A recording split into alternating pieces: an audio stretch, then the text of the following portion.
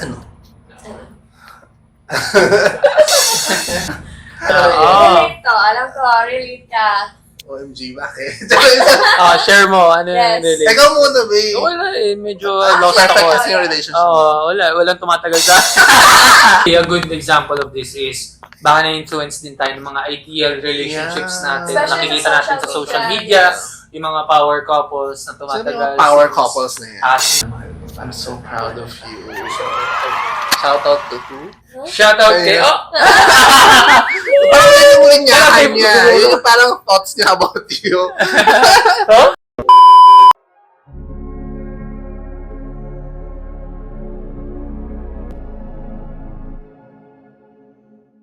Hey everybody! We're going to talk about everything in between the gray, the black, and the white. Let's deep dive into the whys behind the whats. No points to prove, just explore unpopular opinions to make your own. So, sharpen your blades kasi hindi alam bakit dito na kayo makakancel. This is the Spadahan Podcast! Unpopular opinion, 3, 2, 1. Hating a certain parts of someone is also the act of loving them. Oh! I love it! Di ko get it! Explain. Parang deep to ah. Yes. Kasi as someone na in a long-term relationship, Ay! Flex! Aray! Flex! Flex wala yun. na, wala na ako. Ate dito Wala scripted na. na. Yes. Di natin sisisi which, na may mga parts sa partner natin. Let's say you have a partner na may mga like hobby or like action sila na hindi natin maiwasan na ma-hate natin. Pero yung thing kasi doon, kaya sinabi na it's also the act of loving them. Kasi sa pag magka-partner kasi kayo, you're well comfortable with one another, diba? So, yung closeness na yun, parang nagiging siya, like, your truth self, gano'n. So, pero Like, it's diba? more Hindi about ko being masyadong open yeah. and Hindi ko honest. organize yung thoughts ko. Pwede natin basahin yung journal muna. No. Siguro pa, mas mag-gets natin. Let's open the journal. Let's open the Doesn't journal. mean na yung action na yun, yung bad action na yun, negates all the good aspect na meron sila. For example, let's say na-live-in kayo, ng partner mo, gano'n. And then may hobby siya na iniiwan na yung basura niya somewhere, kaya yun yung pet peeve mo na makalat, di ba? Pero hindi, doesn't mean na dahil ginawa niyo yun, it's a reason na iwan mo na siya. Because, you know, to love someone is also to accept all these negative aspect, negative na meron sila. That's it. That wraps up our gusto natin.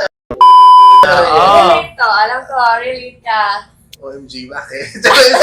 Share mo. Ano Yes. yung relate? Ikaw muna, babe. Wala eh. Medyo lost Perfect ako. kasi yung relationship. Walang tumatagal sa... Relationship. Hindi kami umabot natin eh. Kasi dito tumatakal. Sorry, Hindi ako... Example lang naman Aligned. yun eh. Okay. Wala, ikaw muna. Ano ba? Ano ba? Siguro in terms of dating kasi, Oo. may mga certain aspects. Though wala pa kasi yung love dito. Yes. Pero may mga certain aspects or maybe mga hobbies or perspective sila sa life nila na parang na-off ako.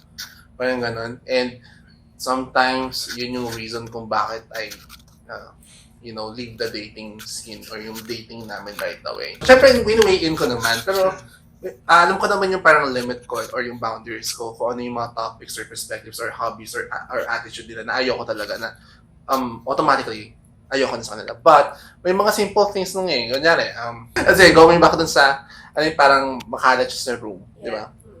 Simple lang yun. Yes. Pero kahit simple lang siya for me, parang ayoko na right away. Parang I think I have this mindset or I had this mindset so pass na siya. Siguro mga few years ago, ganun yung thinking ko. Parang ang perfect na approach ko in terms of that guy. Ganun. So recently ko lang na-realize nga or at saka na-learn kailangan mo din talagang tanggapin at mahalin yung mga some things that you hate. But not to a point naman na, alam mo yun, di mo na alam yung boundaries mo, syempre. Yeah. So setting lang naman, ano ba yung parang negotiables and non-negotiables mo in short. Ganun. Ayun. Siguro, mine is something similar. Parang, it's all about striking a balance. Gano'n. Wait, kaninong ex pala? Ayun. Alin ba doon? Hindi. Wala naman, wala. So, I guess, ano ba, bigay ba ako example sa mga failed, Hindi, it's more about, accepting kung ano man sila. But also, like what Percy said, it's having yung, kung ano pa rin yung akma sa'yo that are your non-negotiables. So, for me, siguro, I tend to be a person na tinatanggap mostly kung ano man yon. At least now, pero before, I can definitely say na hindi ako yung person. Parang ako yung type of person na this is my expectation of what it should be. If it's not like this, then I'm not sure if this is where I want to be parang with the person. Parang ganun. May perspective ako na ganun. Which is, coming from experience din, lack of experience. Ayan. So, ngayon naman, I've changed into... Binabawi niya, guys. Binabawi ko para na. hindi siya makans. Para hindi na ako makans. Parang ito yung episode 100 last year. Actually, justify parang justify ko lang yung sarili ko na hindi na ako yung Yeah, I'm not like before. De, pero ayun. It's a way of accepting people kahit yung mga flaws nila. And, I think now, na-explain din ni Macy, it makes sense na yung pag-hate mo sa mga maliliit na bagay, it's a way of loving them din talaga. Kasi, ayun nga yung quote ni Robert Kimball, we accept the love we think we deserve. Sana, alam niyo, ako hindi ko alam Ayun. Sorry ng quote, okay. Pero ano pala, tawag dito, like, saan kaya nagkakaroon yung ganun? Bakit ganun nga? Bakit, May nag-trigger ba na? ay, no, hindi Diba? naman sa... Akala ko. But I mean, di ba, at least sa experience ko, bakit nga ini-aim ko yung perfection sa relationship. But sa tingin nyo, may mga ganong perspective yung mga people na dapat perfect siya. Parang ganon. Siguro sa background experience mo, gano'n. Or And- red yeah. flag ka lang talaga. Oo. Feeling ko, red flag ka lang talaga. Parang may pagkukulang ka. Yes. Oo. Kung gusto mo na gano'n, i-lower mo yung standard. Or, actually, a good example of this is, baka na-influence din tayo ng mga ideal relationships Yeah. natin. Especially Nakikita sa natin sa social media, yung mga power couples na Sino tumatagal. yung power since, couples na yan? Elementary, tumatagal hanggang college, hanggang may Tsaka trabaho yung mga, na. nakikita mo. Oo, binibili ng nakikita mo, ganito. binibilan ng ganito, Yeah, akala mo so sobrang happy, Yes. pero hindi mo Parang alam, kayo. binubugbog na pala. Ay, Mga ganun. ito naman. Oo. So, Napaka-deceiving kasi ng mga pinopost na relationship oo. sa social media. Which is, naman di ba? Ipopost mo ba yung mga away mo, Yes. di ba? Like, you're not gonna post that. So, Unless ka, Unless, attention seeker. attention seeker. Dapat talaga- Sobrang issue. dapat talaga yung mga people should be reminded when they use social media. Napunta na naman sa Social technology. media. Using yung social media, they should be reminded that most of the people who post there, mostly naman, it's much more of their highlights in life. Whether in good or bad, pwedeng performative, di natin alam. Pero yun nga, we should be reminded din na, syempre we haven't seen the behind the scenes naman eh. So, yun. Siguro kasi based sa experience ko rin, like sa mga, sa mga older generations perhaps, not the millennials naman, siguro Gen X pataas, charot, mga uncles, aunts natin, yan, mga parents usually, madali nila talagang i-conclude yung something na bagay just because of a post. So, actually, ganun din naman nangyari sa atin ngayon, lalo na, parang hindi na tayo kakalayo sa ganung challenge ng mga older generations sa atin. Which is before, parang, di ba, tayo nagtuturo sa kanila na parang, huwag niyong paniwalaan yan. Pero tayo rin naman pala, Yeah. madali tayo maniwala on something, especially in relationship and love. Kasi nga, that's something na parang, very, painted as, alam mo yun, something na parang puro goods lang, perfections. Or it's a mask na Ano? Or it's like, anyway, yung... Putting on a mask. Yes. And showcase. Yeah.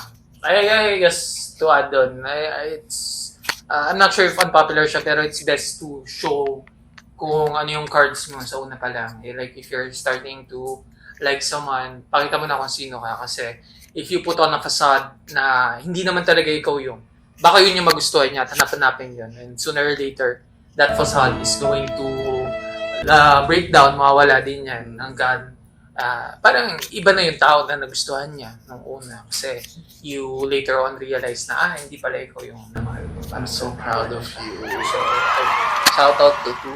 Shout out kay... Yeah. Oh! Parang yung linyahan niya. Yung parang thoughts niya about you. Oh? Yeah. Hindi naman din to applicable sa relationship. Totoo. Dito Hindi sa naman friends, relationship sa sa friends. family. Actually, friends yun. Sa friends. Ay, grabe. Sa friend. Sa friend. Ay, parang malugod kayo sa akin. So, it's okay to put your best foot forward naman. But not all the time. Kasi you set the expectation dun sa partner. Yeah. Tama yun. Makahanap-hanapin niya rin. So, again, put your best foot forward naman din. But also, set real, real expectations too. to your partner. So, parang Yeah, gano'n. totoo. So yeah, that's it. That's that's our episode. May gumagapang ngayon. So, that wraps Thank you up. for the effort. That wraps up our episode for today. Yeah, so we're here with Macy. So thank you so much, Macy. And kayo ba? Baka may unpopular opinion kayo Or tungkol sa... thoughts about what we have Disagree discussed. or agree? Agree? Or ano ba yung perspective mo? comment down below. Comment down below. Don't forget to share, like, subscribe. Yes. And Kung naman sa social media. feel free to comment. Wherever we are. Cancelable ba? Oh, cancelable ba? Ay, cancel na ba natin to? Hashtag cancel Macy. Thank you so Simulan much. na ang hashtag. Bye.